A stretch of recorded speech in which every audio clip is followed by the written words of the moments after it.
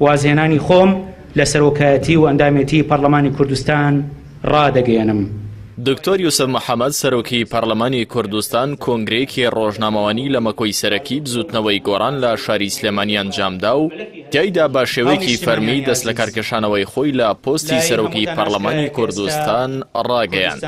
لە نامەی دەست لە کارکێشانەوەکەیدا دکتۆر یوسف محەممەد تیشکی خستە سەرکارەکانی ئەم خولەی پەرلەمانی کوردستان و ڕێگری و مەترسیەکانی دەسەڵاتی سیاسی لە هەرێمدا. تەنانەت ئەمڕۆ دەسەڵاتی سیاسی کوردستان بە ئاڕاستەی دژایەتی خەڵکدا دەڕوات. ئەم ئاڕاستەیە دەبێت ڕێگری لێ بکرێت نەک پشتیوانی. ئامانجی ئێمە لە یەکەم ڕۆژی وەرگرتنی شەرەفی سەرۆکایەتی پەرلەمانەوە هەتا ئەمڕۆ ئەوە بووە کە چۆن وا بکەین دەسەڵات لە خەڵکەوە بێت و بۆ خەڵک بێت. ئەمڕۆ کە بڕیاری دەست لە کارکێشانەوەمان دەدەین لە پێناو هەمان ئامانجدایە و دکتۆر یوسف محەممەد ڕایگەیان کودەتا بەسەر پەرلەمانی کوردستاندا بێباکی بوو بەرامبەرخواستی گەل و شەرعیەت. ئەم خولەی پەرلەمانیشی بەسەر دوو قۆناغی پێش کودەتا و دوای کودەتا دابەش کرد. شاراوە نییە کە ماوەی ئەم خولەی پەرلەمان ڕێک دابەش بوو بەسەر دوو قۆناغدا. قۆناغەکان دەکرێت بوترێت ئاسایی، بەڵام قۆناغی کۆتایی نائاسایی لە هەموو ڕوویەکەوە. دەتوانین هەروەها بە قۆناغی پێش کودەتا و پاش کودەتا ناوزەدی بکەین. سەرۆکی پەرلەمانی کوردستان لە نامەی دەست لە کارکێشانەوەکەیدا ئاماژەی بەکارەکانی 2 ساڵی یەکەمی خولی چوارەمی پەرلەمان کرد و ڕایگەیاند دەستبەردن بۆ هەندێک پرسی هەستیار هۆکاری پەخستنی پەرلەمان بوو.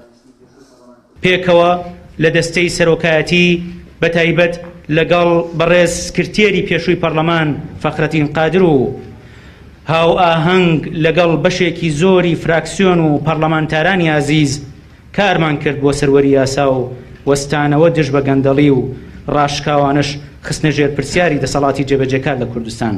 لەو ماوەیەدا پەرلەمان دەستی برد بۆ کۆمەڵێک مەسەلەی گرنگ و هەستیار کە پێشتر دەستبردن بۆیان ئەستەم بوو، بەڵکو تەنانەت ممکنیش نەبوو. نەچووینە ژێرباری هیچ فشار و ئێرادەیەکی نایاسایی بۆ بەلا ڕێدابردنی کاری پەرلەمانی، هەر بۆیەش پەرلەمان پەکخرا. دکتۆر یوسف محەممەد تیشکی خستە سەرەوەش کە کارەکردنەوەی پەرلەمان لە بەرخواستی کەسی و حەزبی و بۆ ڕیفراندۆم بووە. هەروەها پەرلەمان هاوشێوەی سیستەمە دیکتاتۆریەکان دەستەمۆکراوە، بۆیە ئامادە نییە درێژە بە کارکردن لەو پۆستەدا بدات. لە ڕاستیدا کارەکردنەوەی پەرلەمان بەو شێوەیە کە کرا بووە هۆیەوەی ئەم دامەزراوەیە بەکار ببرێت بۆ تێپەڕاندنی خواستی تاکە کەسی و حزبی ڕفراندۆمێک کە بە هەرسێکی بێوێنە تەواو بوو. بەڵام ئەو دانیشتانی لە دوای 15 نۆی 2007 ئەنجامدران دەرخەری ئەوەن کە مەمەرجی تەسلیم بوون بە دەسەڵاتی ئەمری واقع لە کوردستان و بە دەستەمۆیی دەرگاکانی پەرلەمان کراونەتەوە. پەرلەمانێکی ئاواش دڵخوازی ئێمە نییە و باوەڕمان بە سەرۆکایەتیکردنی پەرلەمانێکی لەو جۆرە نییە.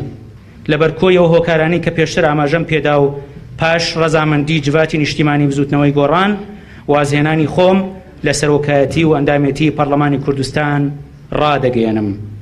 دکتۆر یوسف محەممەد سادق سەرۆکی دەست لە کارکێشاوەی پەرلەمانی کوردستان ساڵی 1970 لەدایک بووە. خاوەنی بڕوانامەی ماستەرە لە سیاسەتی نێودەوڵەتی و دکتۆرا لە فەلسەفەی زانستە سیاسیەکان.